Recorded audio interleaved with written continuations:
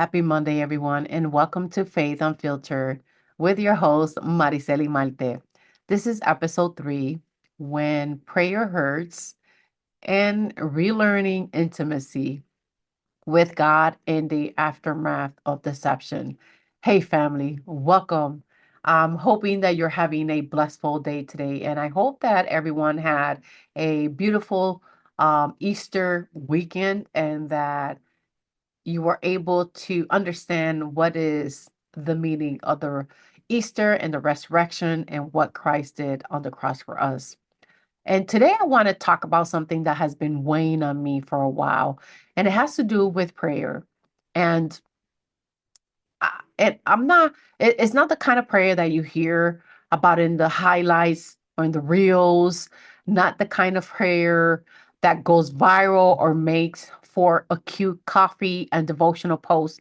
I am talking about the kind of prayer that feels broken, the kind that feels like a silence, the kind that makes you ask yourself, do I even know how to talk to God anymore?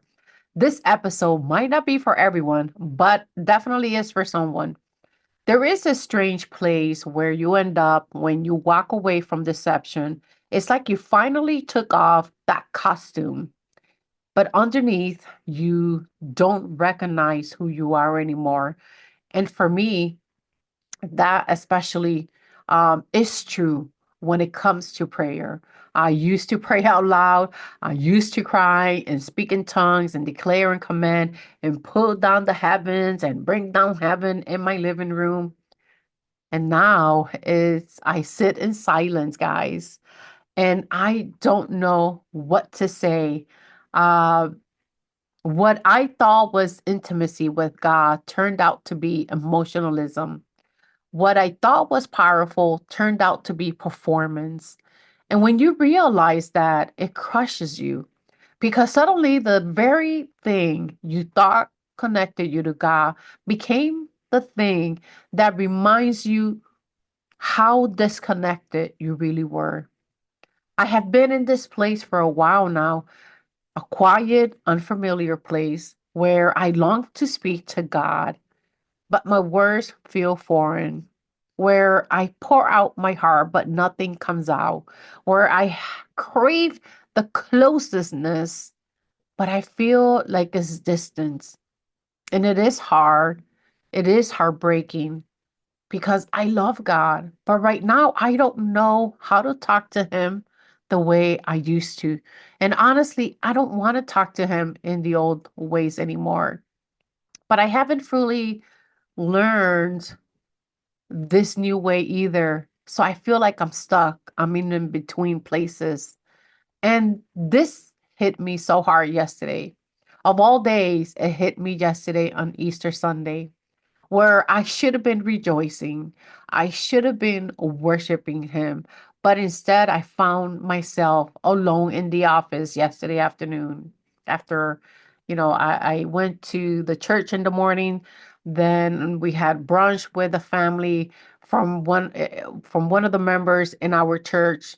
And I wasn't in my office reading scriptures. I was not praying, but I was sitting in silence, confused. It was heavy.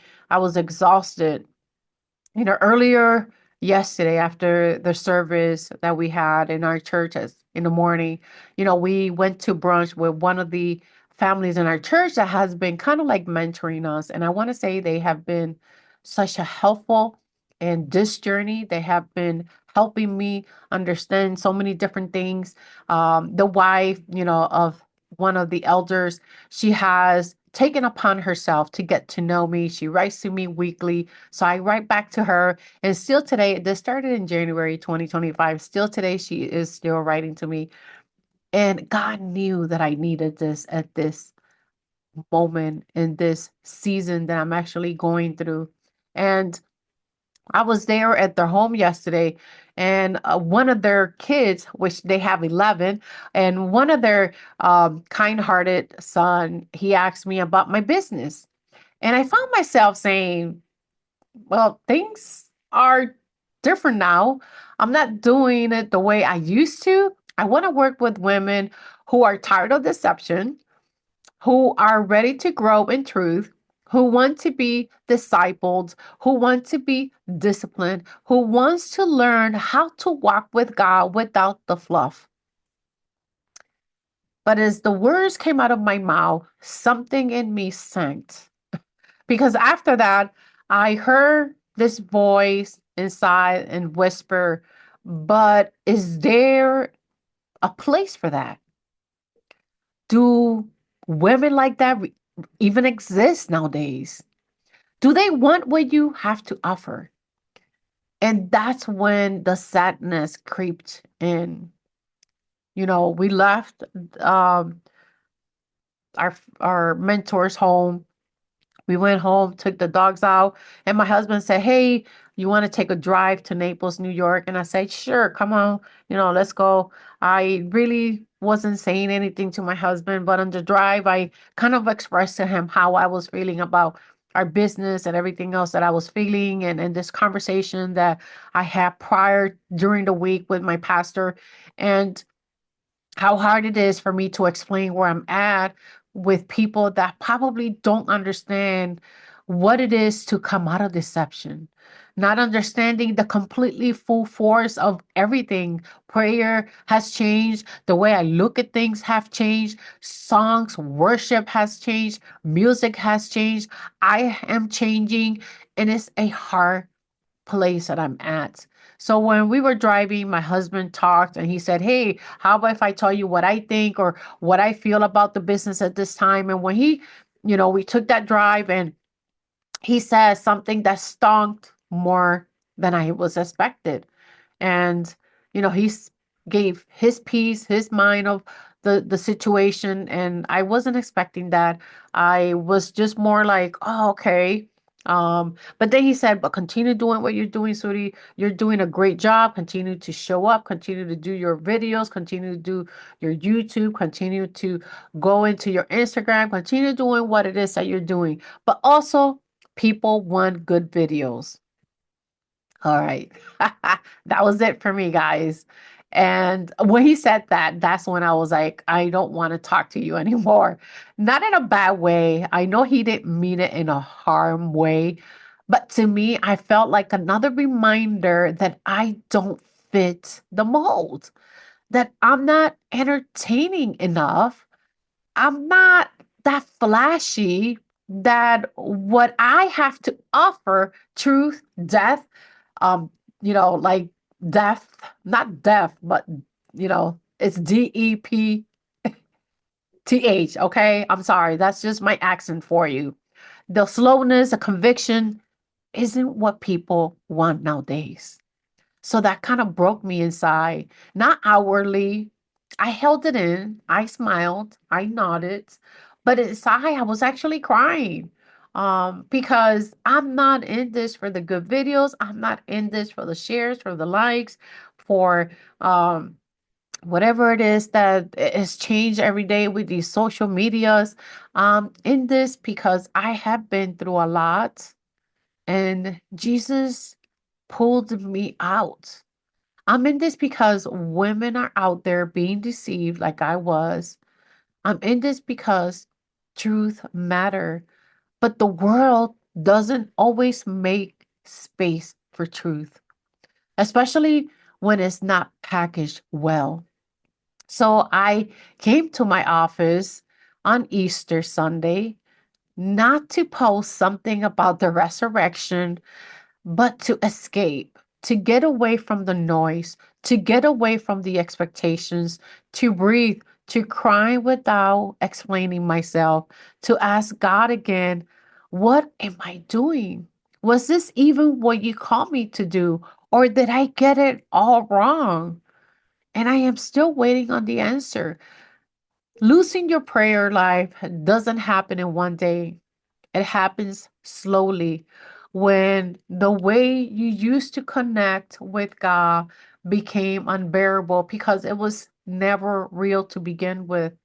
And when you're left trying to figure out what is real without losing your mind in the process, this is what happens when truth rewires your soul. You realize that prayer is not about shouting your way into his presence. It's not about asking for a new season or a new breakthrough or a divine download. It's about knowing him. And if I'm honest, I am still learning what really means. Okay. I am still learning what that really means in my life. And right now, I'm holding on to the book of Romans, chapter 8, verse 6, that it talks about we don't know how to pray for as we ought, but the Spirit Himself intercedes for us with groanings too deep for words. That verse makes me feel seen because sometimes I don't have the words, but I do have the groanings. I do sign. I am longing for that. And I trust that He hears me, even though inside of me I feel like I'm distant. Maybe you're there too. Maybe you're walked away from everything you thought was true. And now you're sitting in silence, wondering who you are and where is God and how to pray again. I want to tell you that you're not alone. This silence that is happening is sacred. This ache is part of healing. You don't have to perform for God anymore. You don't have to impress Him anymore. You don't have to come with all these expectations or all of these things that you're trying to figure out by yourself. You just have to come, even if you don't say a word. And if that's all you can do today, then come.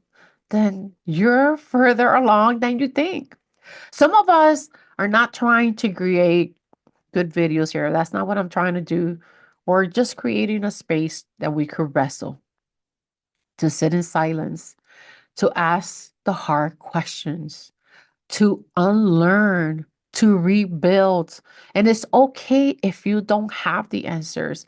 It's okay if all you can say is, God, I don't know. Because guess what? He already knows. And he's not going anywhere, guys. So please understand this. If this episode spoke to something deep inside of you, I want you to know you're not alone in this journey of rebuilding faith after deception. I'm still learning, I'm still healing, still fighting, okay, and still figuring out how to pray and live in truth after years of noise and confusion. And if you are in that place too, I invite you to walk with me. You can follow me on Instagram at Life Anchor Center 7 or learn about what I do at my website, www.lifeanchorcenter.org. This isn't just a business, it's a place for women who are ready to break free from deception, dig into the real truth, and grow in Christ. And I do work with women who are tired of the emotional hype and want real biblical discipleship. So if that's you, reach out to me. Thank you for joining me on this episode of Faith Unfiltered. I'll be back soon with more. Until then, stay connected, stay rooted, hey, stay real, and stay anchored in truth. God bless.